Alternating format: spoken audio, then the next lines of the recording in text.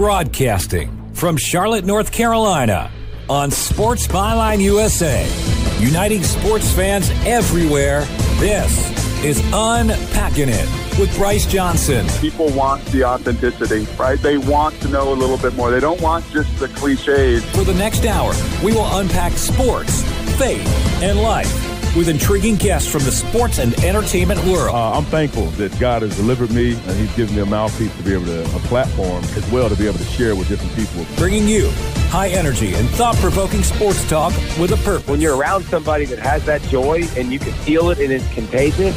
Every day I ask, what does God have in store for me, and how does He want to utilize me in this position that I hold? Now, from his mic to your ears, this is Bryce Johnson. Welcome to Unpacking It, where we unpack sports, faith, and life with intriguing guests from the sports and entertainment world. I'm Bryce Johnson. We're broadcasting on Sports Byline USA on stations across the country. Thanks so much for joining us. Thanks to all of our podcast listeners that will hear this show later. And for everybody listening on the iHeartRadio app, the TuneIn Radio app, Spotify, Apple Podcasts, we're thankful to be everywhere. And you can always check out our website, unpackingit.com. Today on the show, we've got a special Thanksgiving edition of Unpacking It. And at the end of the show, I'll share a little bit about why we can be thankful for injuries and how in sports we've seen the value of injuries. And I know that sounds a little crazy, but stick around for that. We'll also be joined today by Mike Flynt. He was the 59-year-old college linebacker, and his story is incredible, and maybe you've heard it, but if you haven't, you need to hear it. And for the first time, you need to hear it again because it's so inspiring. It's just incredible how that happened and what he was able to do as a 59-year-old going back to college to play football. It's kind of all of our dreams to say, hey, let's give it one more try. But he went after it. And so he's going to share his story with us today. And then coming up next, we'll do our segment, I'm Convinced. And I've got some thoughts about Andrew Luck and the Colts, the Rams and the Chiefs, playoff expansion in college football, and Les Miles going to Kansas. It's coming up right here on Unpacking It. More sports, faith, and life coming up on Unpacking It with Bryce Johnson. Intriguing guests and inspiring conversations. This is Unpacking It with Bryce Johnson. Thanks so much for joining us today for a show that unpacks sports, faith, and life. I'm Bryce Johnson. Check out our website, unpackingit.com, and be sure to subscribe to our email devotional and our podcast. You can always email me, bryce@unpackingit.com. Well, right now, it's time for our segment we call I'm Convinced, where I let you know what I'm convinced of from the week in sports. And so we'll start in the NFL because I'm convinced the Indianapolis Colts will make the playoffs. They have now won 4 straight games, and it's time we all take notice of how well this team is playing. I'm convinced Andrew Luck is still an elite quarterback, even though so many forgot that following his shoulder injury. Now we talk about Patrick Mahomes and Jared Goff and all these young quarterbacks, but Andrew Luck is still in the prime of his career, and he's showing us just how great he is.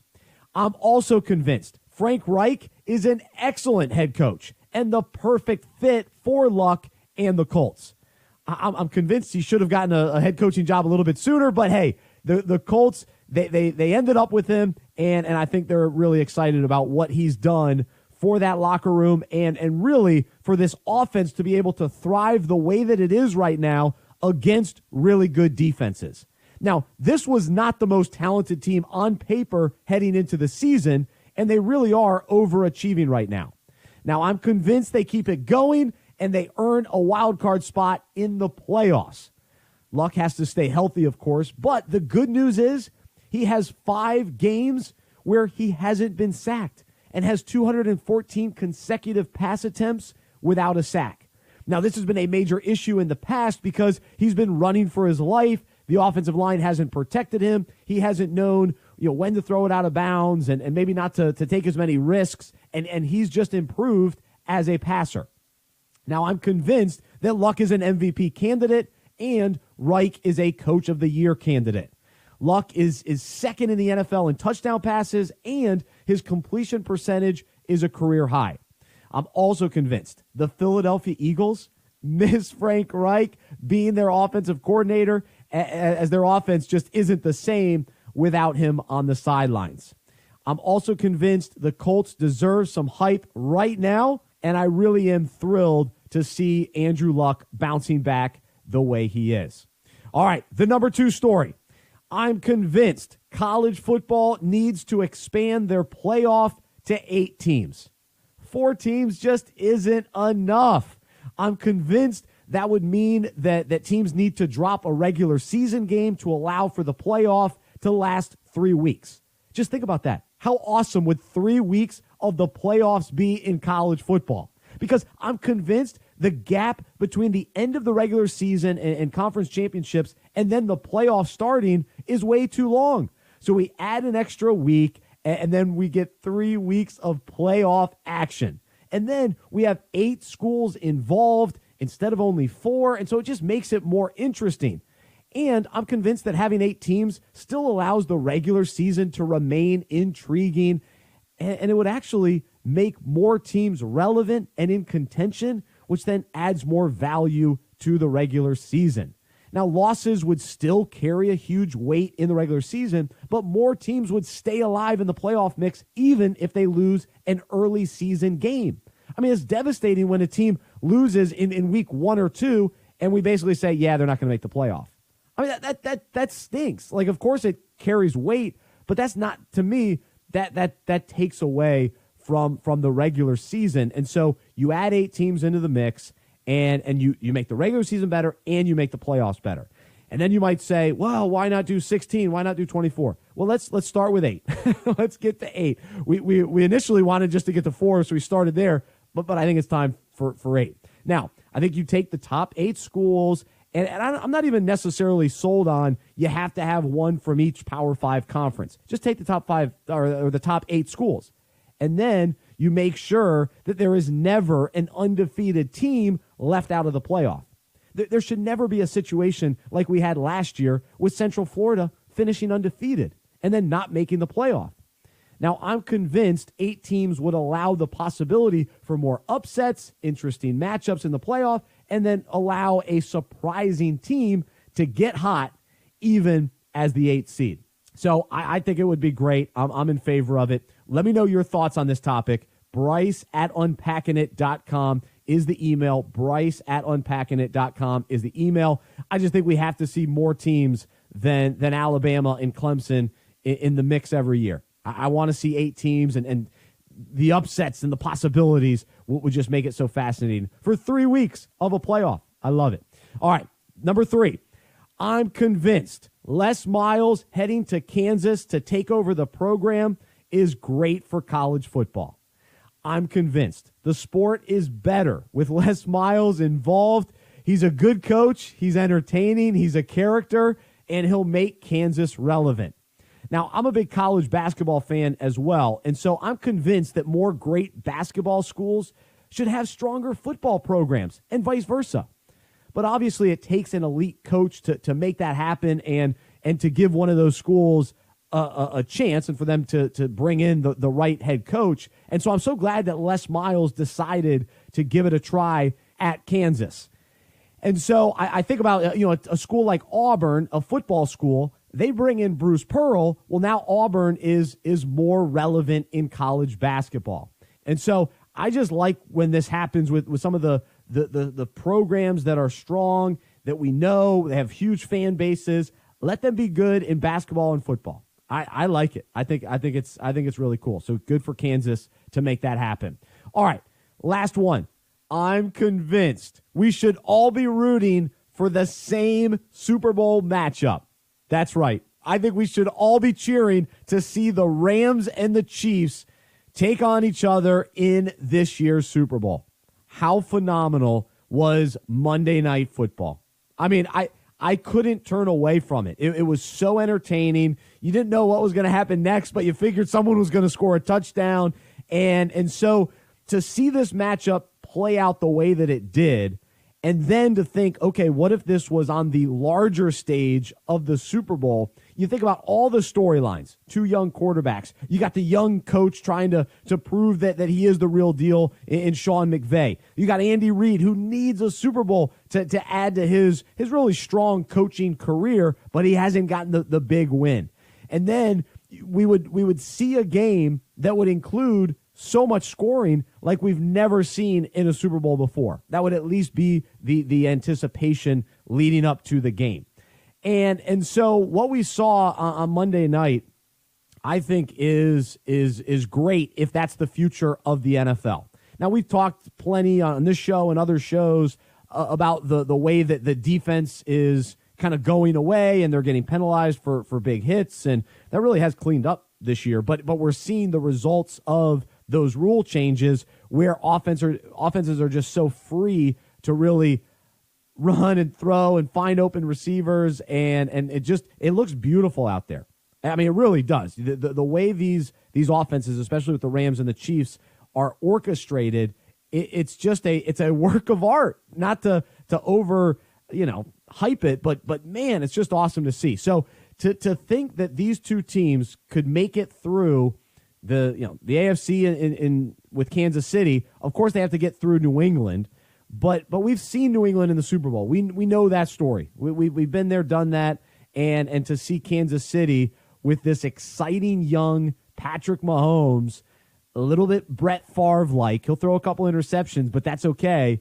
I would love to see them get through the AFC. And then in the NFC, we've got the Saints, of course, and really that's the only team I see the Rams, struggling potentially against. And so let's all rally behind this matchup, because I'm convinced our Super Bowl viewing parties would be so much fun. So there you go. That's what I'm convinced of this week on Unpacking It. Let me know your thoughts. Bryce@unpackingit.com is the email. Bryce@unpackingit.com. Coming up next, we'll be joined by Mike Flynt. He's got an incredible story of being a 59-year-old playing college football. It's next. More sports, faith, and life coming up on Unpacking It with Bryce Johnson. Bringing you unique insight into the faith and character of guests from the sports world. Welcome back to Unpacking It with Bryce Johnson. This is Unpacking It. I'm Bryce Johnson. Hope you're having a wonderful Thanksgiving weekend.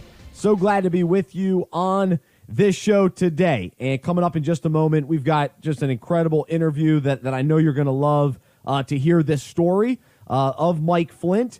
Later on today, we're going to do our segment Unpack This about injuries and being thankful for injuries, not only in sports, but in life as well. So you'll definitely want to hear about that. And also want to encourage you to check out our website, unpackingit.com. You can subscribe to our email devotional that we send out Monday through Friday. Basically, it's an encouragement about faith and sports and life, and so you can get that right in your inbox. Also, subscribe to our podcast. All of that can be found on unpackingit.com, and you can email me, Bryce@unpackingit.com. Joining us today on Unpacking It is former college football player Mike Flynt. He played linebacker at Sul Ross State in 1969 and 1970 before getting kicked off the team. However, in 2007, he returned to the football field as a 59-year-old grad student. He has an incredible story of chasing a dream, overcoming regret, and proving it's never too late. He wrote a book about his story called The Senior, with LeBron James writing the foreword. I'm thrilled to share Mike Flynt's journey with you today. Mike, thanks so much for being with us. How are you?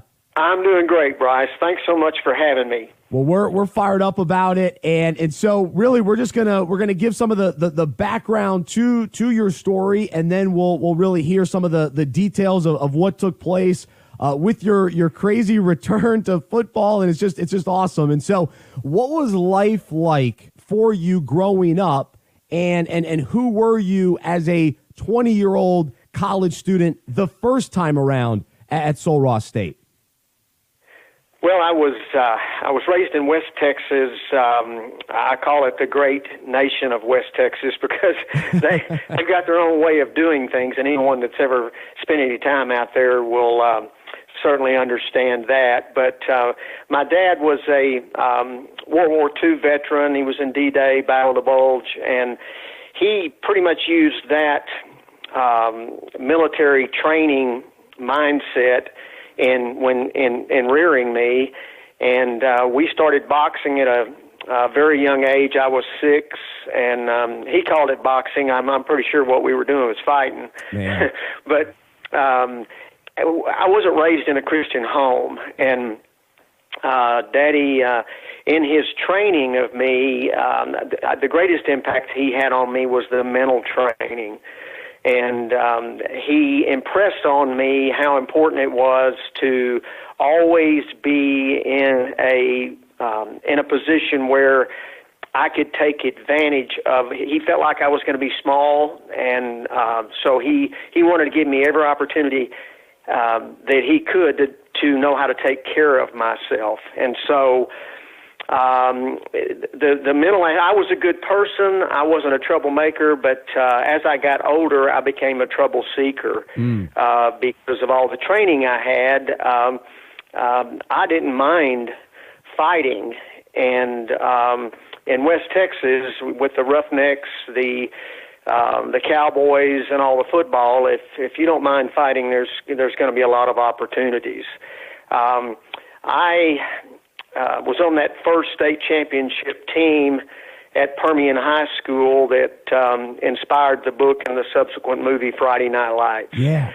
And I had multiple scholarship offers. I ended up at a college, Sul Ross State University down in South Texas, and I was an all-conference linebacker. I had my sophomore year. I had over 100 tackles. I had over 100 tackles my junior year, and I was voted team captain. I was the leading tackler on that team. I was voted defensive player of the year, most conscientious, and I had a stellar reputation with my teammates. However, the administration did not share that opinion of me.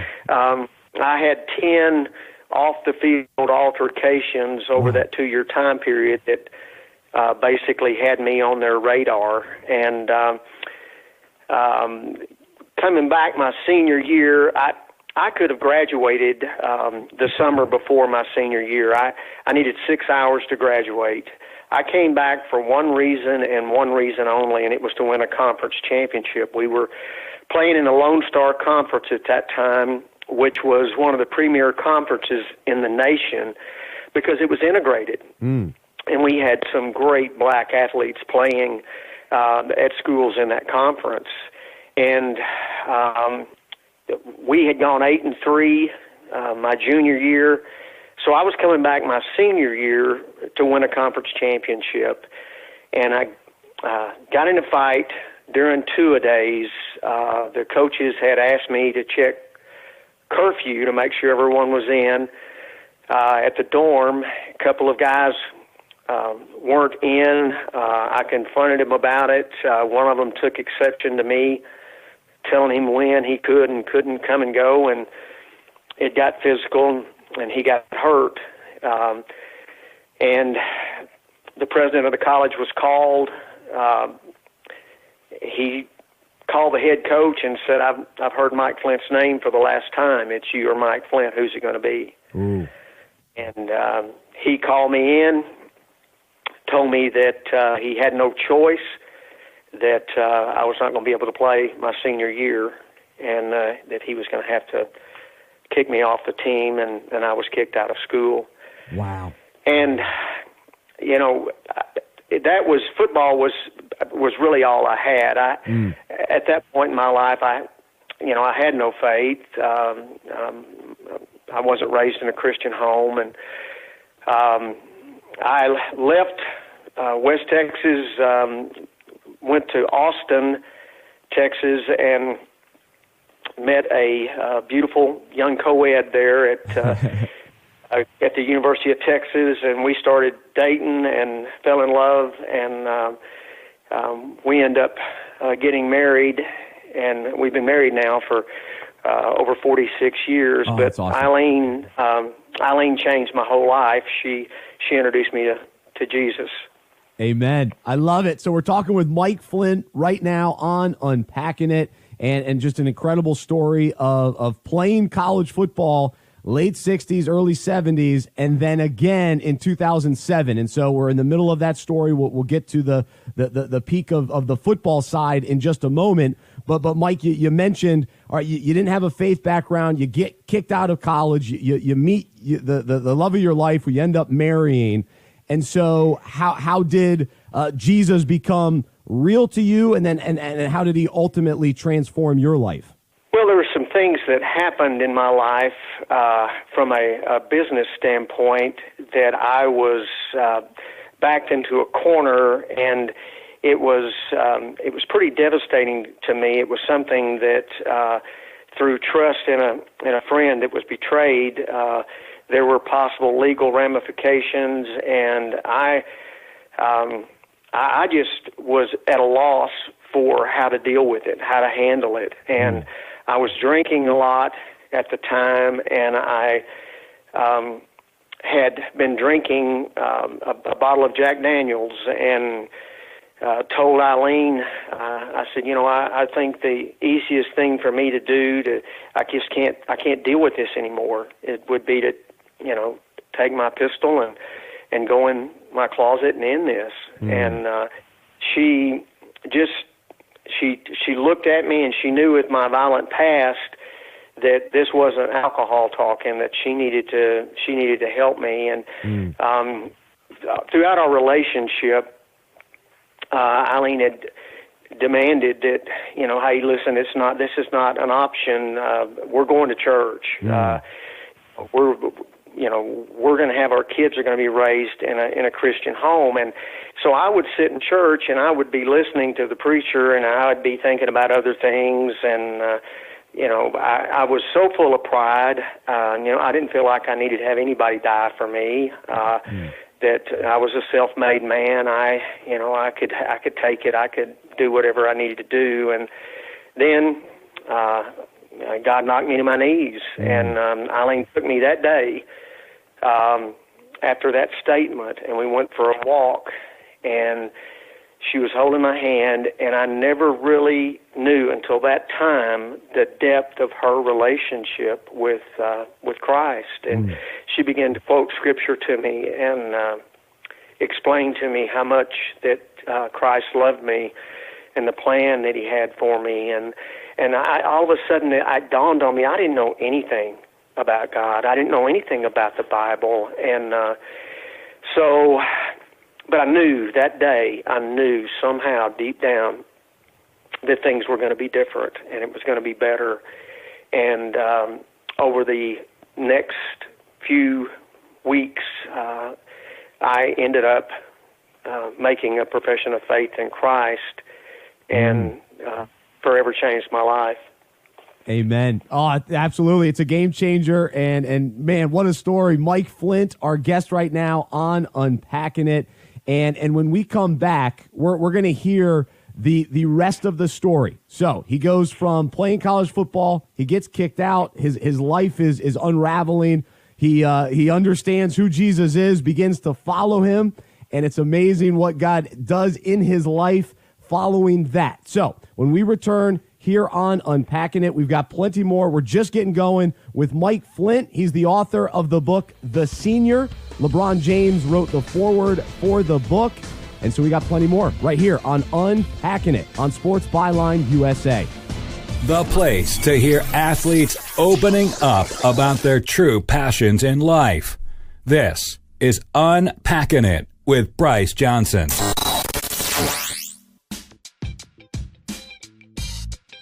Fantasy football is the best. You compete with your friends and family all season long, and when you win, it's so exciting. I have won 2 rings myself, and as fun as fantasy football already is, what if we played with more purpose and meaning? Well, at Fantasy Football Fellowship, we created a way for you to have league meetings throughout the season to discuss how fantasy relates to our lives and the Bible. Each week, we have content, topics, and questions that allow fantasy owners to connect intentionally with each other and to God.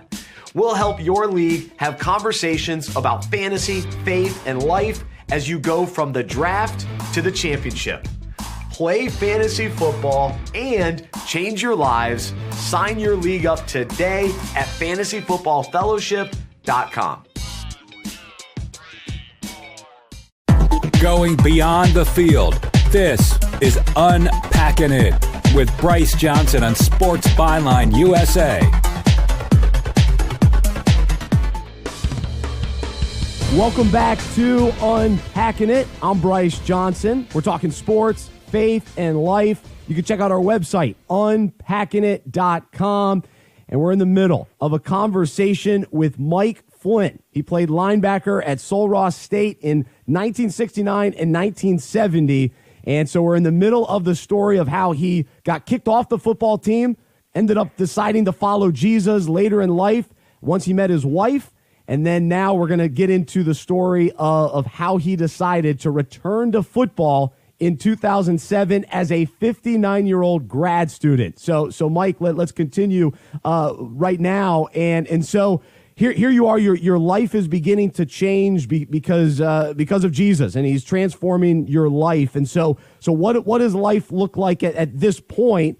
And how often are you thinking about the disappointment and the regret about getting kicked off your college football team and ending your football career earlier than you would have liked? How often was this popping up in your mind? Well, it was a constant thing. It was something that it became the greatest regret in my life, losing that senior year. See, that team was picked to win the Lone Star Conference, and I knew the talent we had, and those guys would play for me. That was my team, and they went 4-6-1 after I got kicked out. They didn't even have a winning season, and so I shouldered that responsibility. And but it was something I lived with, and I didn't share with anyone about how much.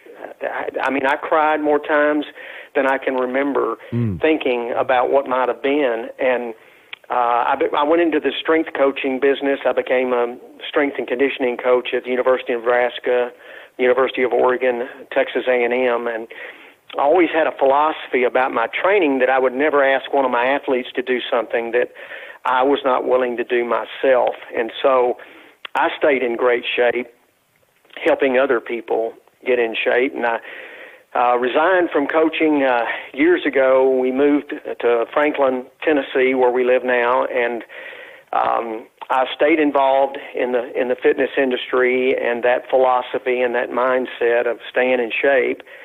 And so through happenstance in 2007, I found out that I still had a semester of eligibility left. Wow. Sul Ross had changed to a Division III school, and so age limit was no longer an issue. And I stepped out in faith, flew down to Texas, drove back to Alpine in South Texas, where the Sul Ross State University is located, and met with the head coach. And by the grace of God, my timing was perfect. I had an opportunity to try out with 17 freshmen that were there for orientation. Oh. And the head coach, he, after the tryout, told me, he said, I was totally shocked when I put you out there with those freshmen. He said, I thought that it was going to be complete chaos, but you can run with those guys. Wow. And he said, I had 3 questions before I could give you and answer your question about walking on. Number 1, physically, could could a 59-year-old guy play college football? He said, watching you run with those guys, there's no doubt in my mind that you can do that. The second thing was a reason. For you to come back and jeopardize your health, you would have to have an incredible reason. And I had told him, I said, I'd like to walk on, if I can, as a linebacker and help a bunch of young men that I don't even know. But for me, it makes up for those guys I let down all those years ago, and I want a chance. And he said, I can't think of a better reason than the one you've given me. And he said, the third thing was passion, desire. He said, to go through what we're going to put you through in 2 days to make this team, you're going to have a tremendous amount of desire. And he said, but I can see it in your eyes, I can hear it in your voice. You've probably got more desire in it than any kid we've got on this team. He said, you be here August 12th. I'm going to give you a chance to make this team. Oh, it's incredible. And so that's how it started. It was probably, there's no doubt that it was the most difficult thing I've ever done physically. Oh, yeah. I always had a philosophy about those linebacking positions that one of them was mine, and someone was going to have to take it from me. But I'd never played football in a 59-year-old body before. And those young guys like to beat me to death. But from a spiritual standpoint, it was every single day was such an incredible blessing. The relationships, the God allowed me to develop relationships with those young men, and I knew that He would. That I still stay in touch with them now. It's been 11 years, and we stay in contact. But it was the most incredible experience. There were actually 2 games that truly stand out in that season. My first game back in 37 years of being away from the sport, my first game back on the field, we won the game in triple overtime. Wow! And all my family, I was on the field when we won the game. Cool. All my family was there to see the game. My sisters, my mother, all my children, my oldest grandson got to see me play. Everybody was there, and it was so amazingly special. And then the other game was homecoming. The president of the college introduced me. He called me and said, I want to introduce you before the game starts. He said, we're going to be introducing a lot of your teammates from 69, 70, and 71 that have come back to watch you play, and we're going to be introducing them, and they don't know it, but we want to introduce you, and we'd like you to be in full uniform and just hide around the side of the stadium, and we'll call you over the PA system, and you come out on the field.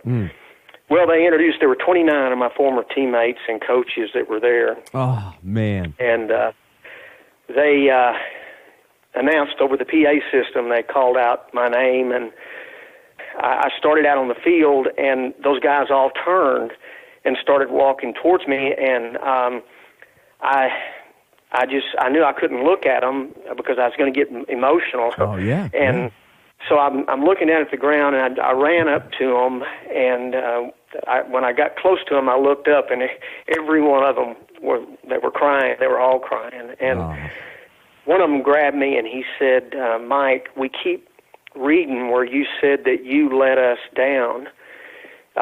We knew that fight wasn't your fault, and we never blamed you for that. And besides, look, because you came back to play, we're all back together again.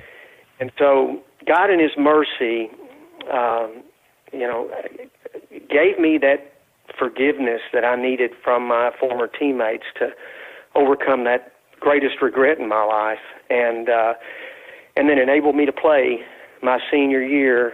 And Eileen and I were on a walk Sunday after that game, my first game back, and she said, see, God knew all those years ago when you got kicked out that He was going to give you this senior year back, and it was going to be more special than anything that you would have ever done back then because your whole family was able to share in it with you.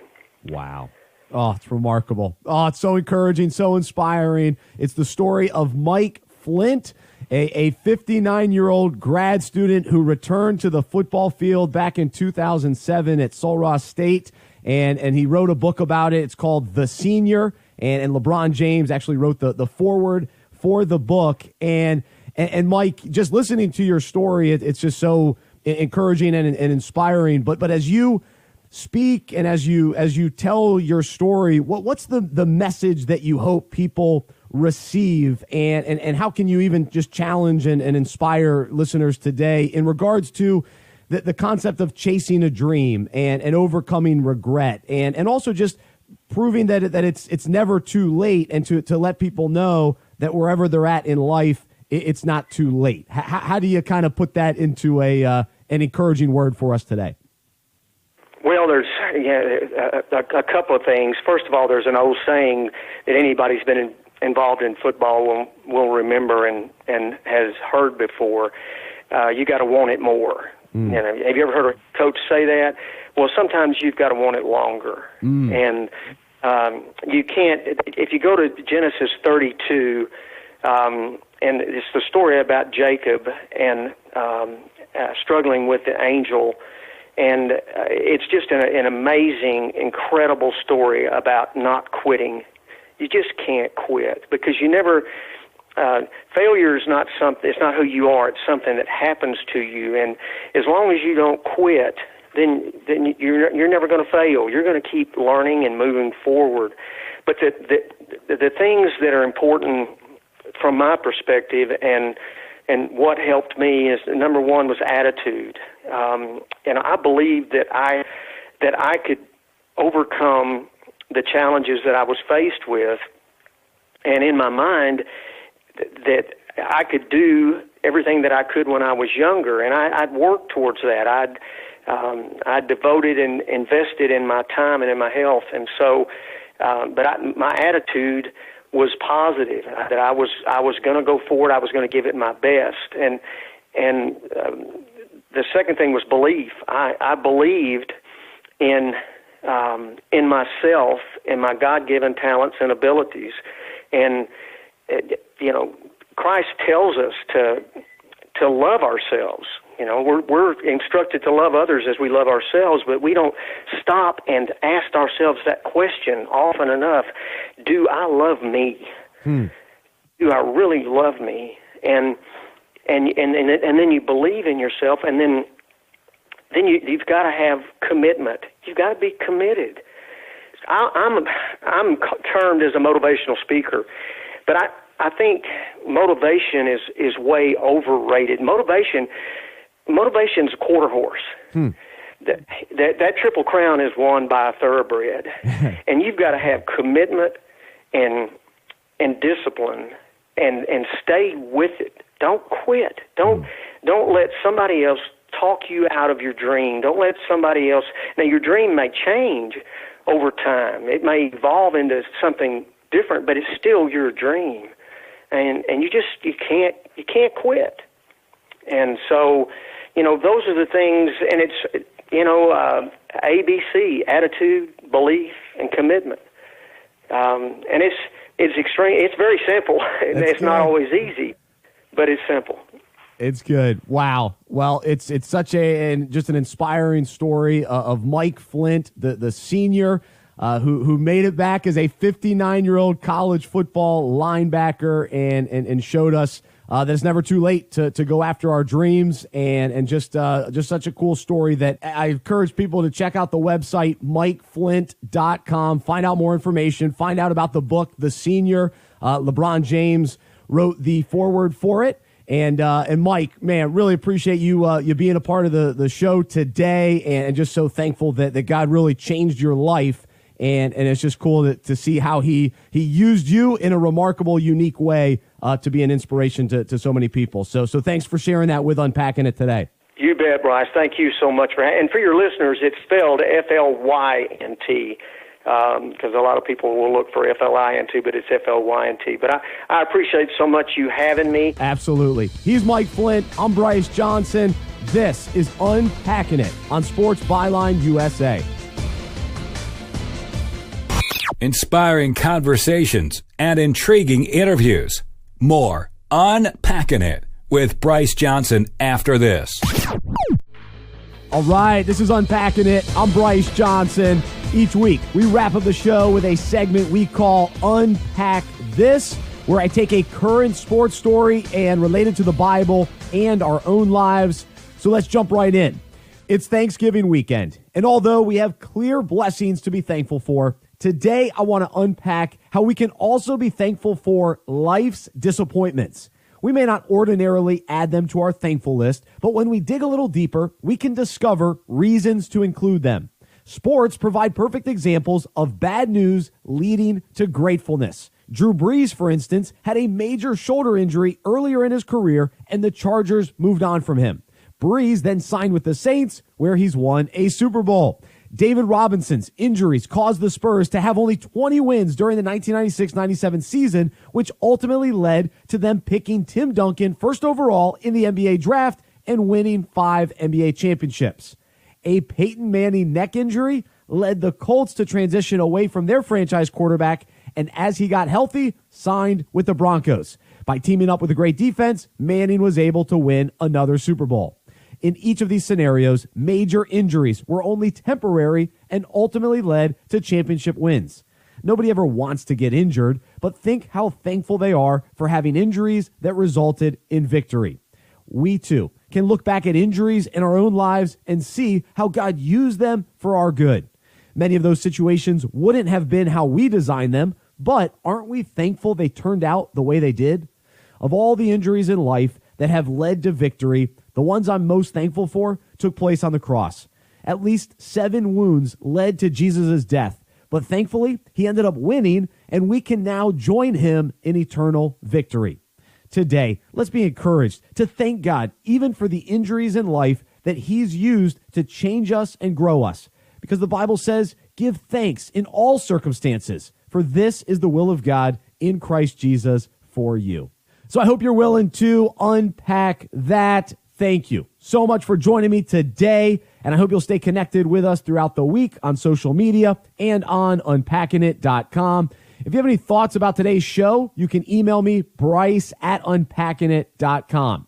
Until next time, I'm Bryce Johnson, and I'm a sports fan who follows Jesus. I believe in the good news that he died on the cross for my sins, and he was resurrected, and through faith, I have been saved by his grace. I hope that is true for you as well, and I hope you'll join me as we live life as sports fans who follow Jesus together. Have a wonderful week. This has been Unpacking It with Bryce Johnson on Sports Byline USA.